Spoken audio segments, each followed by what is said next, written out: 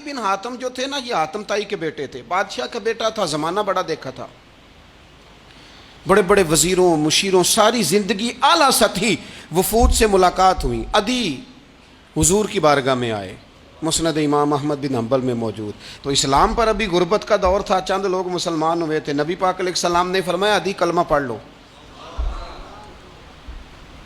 تو عدی کہنے لگے میں تو پہلے ہی ایک دین کا ماننے والا ہوں۔ حضور فرمانے لگے جس دین کے تم ماننے والے ہو اس دین کو میں تم سے زیادہ جانتا ہوں۔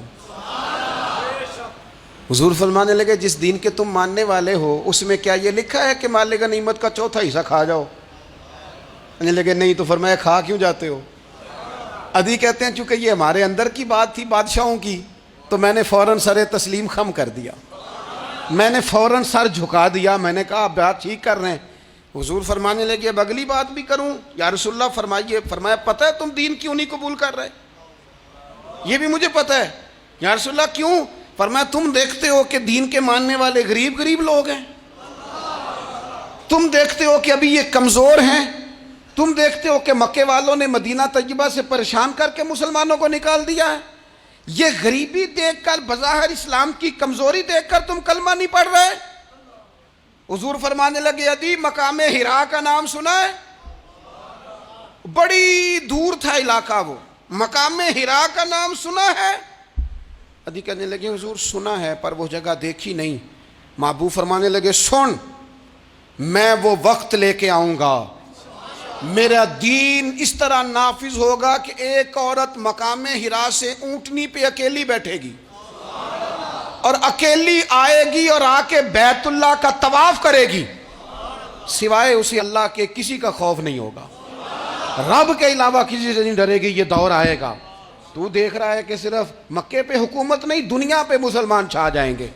اور حضور فرمانے لگے کسرا کا نام سنا ہے؟ کہا حضور وہ تو بظاہر اس وقت بڑا تگڑا بادشاہ ہے۔ فرمایا اس کے علاقے بھی فتح ہوں گے، وہ خزانے مسلمانوں کے پاس آئیں گے۔ اور فرمایا تو تیسری بات نبی پاک نے بیان کی، فرمایا تو یہ دیکھ رہا ہے کہ مسلمانوں میں غربت ہے؟ فرمایا عدی ایک وقت آئے گا لوگ دینے کے لیے نکلیں گے پر انہیں لینے والا کوئی نہیں ملے گا۔ ایک وقت آئے گا لوگ دینے نکلیں گے لینے کوئی نہیں آئے گا۔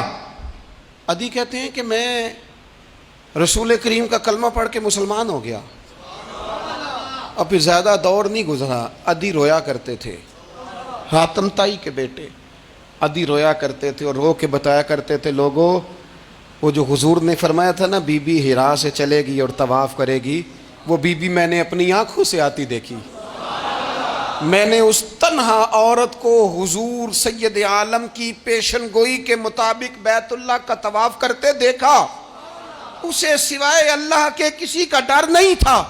اور عدی کہنے لگے وہ جو حضور نے فرمایا تھا نا کہ کسرا کے خزانے فتح ہوں گے، فرمایا وہ جب فتح ہو رہی تھی تو میں خود اس جنگ میں شریک تھا، مجھے اللہ نے موقع دیا، میں مجاہدوں میں شامل تھا۔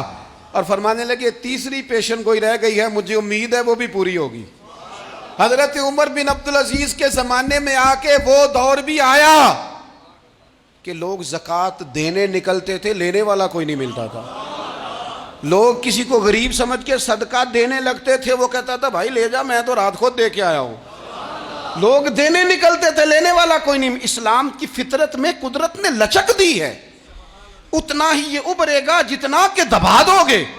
یہ مولویوں کی وجہ سے، پیروں کی وجہ سے، سیاستدانوں کی وجہ سے نہیں چھائے گا۔ یہ کیوں چھائے گا کہ ارسل رسولہ بالہدی ودین الحق، یہ اس لیے چھائے گا کہ اللہ نے بھیجا ہی حق کے ساتھ ہے، یہ آیا حق کے ساتھ ہے، لہذا چھا جائے۔